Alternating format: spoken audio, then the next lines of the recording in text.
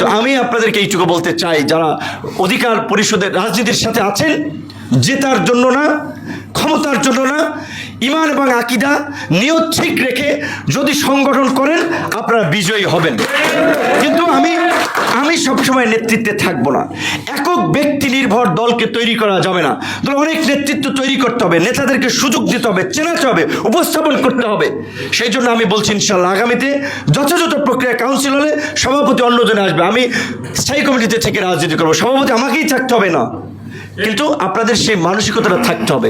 একটা পদ না পাইলে, কমিটি না পাইলে, সম্ভাব্য প্রাথমিক তালিকায় নাম না থাকলে তুল কালাম করে ফেলাইবেন, দলের মান সম্মান গাছে উঠাইবেন, এই ধরনের অযোগ্য ব্যক্তিদের দিয়ে রাজনীতি হয় না। এটা ব্যক্তিত্ব না। ব্যক্তিত্ব হচ্ছে নিজে না খেয়ে অন্যকে খাওয়ানো, নিজে চেয়ারে না বসে অন্যকে বসানো, অন্যকে সম্মানিত করা, এটা হচ্ছে ব্যক্তিত্ব। নেতৃত্ব যারা চায়, হাদিসেও আছে তাদেরকে নেতৃত্ব দিতে নিষেধ করা হয়েছে, কারণ তাহলে তার স্বার্থ আছে। এবং নেতৃত্ব যারা চায় না, যারা নেতৃত্বকে আমানত মনে করে, তাদেরকে নেতৃত্ব দেন। গণ অধিকার পরিষদ কোনো এজেন্সির প্রেসক্রিপশনের সহায়তা নিয়ে রাজনীতি করে নাই, কারো দয়া দাক্ষিণ্য নিয়ে রাজনীতিতে আসে নাই।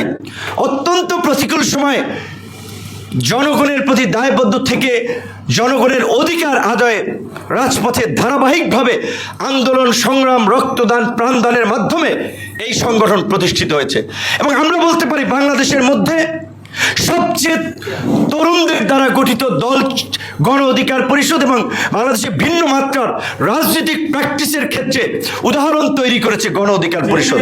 গণ অধিকার পরিষদ শুধুমাত্র মুখেই গণতন্ত্রের কথা বলে না, কাজের মধ্যে দিয়ে সেই গণতন্ত্র আপনার প্র্যাকটিস মানুষের সামনে উপস্থাপন করেছে।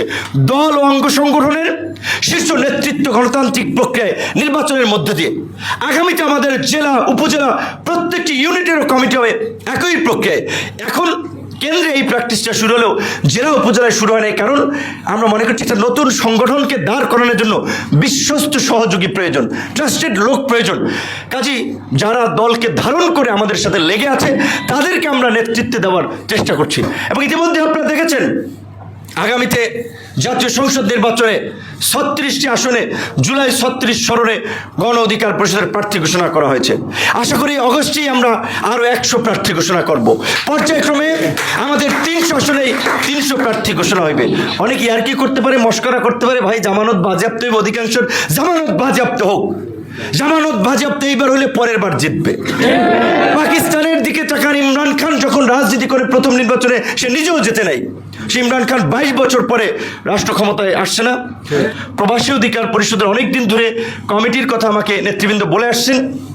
আমি আজকে থেকে প্রবাসী অধিকার পরিষদের প্রধান উপদেষ্টার দায়িত্বে আর থাকতে চাই না। 5-7 জন উপদেষ্টা থাকলে আমিও তার মধ্যে একজন উপদেষ্টা থাকবো, কারণ প্রধান থাকলে হচ্ছে কমিটি গঠন নিয়ে, ওই কমিটিতে পদ পদবি নিয়ে না পেলে খুব আমার উপরে আসে, সেক্ষেত্রে মানুষ বিতর্কিত হয়। সেক্ষেত্রে আমি স্পেসিফিকভাবে এরকমের দায়িত্বগুলো তার থাকতে চাই না। অন্যেরা দায়িত্বে থাকবে, আমি তাদেরকে সহযোগিতা করব। আমি আশা করি প্রবাসী অধিকার পরিষদের নেতৃবৃন্দ এই আগামী মাসের মধ্যে একটা প্রস্তাবিত নতুন কমিটি তারা করে প্রবাসী অধিকার পরিষদকে নতুনভাবে ভাইব্রেন্ট করবে, এগিয়ে নেবে। এবং যারা আগামীতে নির্বাচনে গণ অধিকার পরিষদ তথা এই দেশের পরিবর্তনের জন্য একটা উল্লেখযোগ্য ভূমিকা পালন করবে। কারণ আপনাদেরকে এইটুকু আমরা আশ্বস্ত করতে পারি, আগামী নির্বাচন ডিসেম্বরে হোক, জানুয়ারিতে হোক আর জুনে হোক, প্রবাসীদের ভোটাধিকার ছাড়া আগামী নির্বাচন আমরা হতে দেব না। এবং এই আমাদের 36 জনের মধ্যেই আপনারা দেখেছেন প্রবাসী অধিকার পরিষদের কতজন প্রতিনিধি ঘোষণা হয়েছে। মোকাম্মেল কুমিল্লা থেকে হয়েছে, কবির ভাই টাঙ্গাইল থেকে হয়েছে, আমাদের বাগেরহাট কত ভাই হলদার ভাই, বাগেরহাট 4 থেকে আব্দুস সুবহান হলদার আমাদের প্রার্থী ঘোষণা হয় না, কিন্তু প্রার্থী এরকম আরো অনেক আছে। সুতরাং ইলিয়াস ভাই তো ঘোষণা হয়েছে। 36 জনের মধ্যেই 3-4 জন ঘোষণা হয়েছে, কালকে কুমিল্লায় 2 জন ঘোষণা হয়েছে। সুতরাং আমার কাছে একটা বিষয় আমি বিনয়ের সাথে অনুরোধ করতে চাই, ছোট্ট একটা দেশ 64 জেলা, এইখানে নোয়াখালী, বরিশাল, এই দিনাজপুর, রংপুর, এই সমস্ত আঞ্চলিক ডিভিশন আমরা করতে চাই না। প্রবাসী বাংলাদেশি এই ডিভিশন এবং বিভাজন করতে চাই না।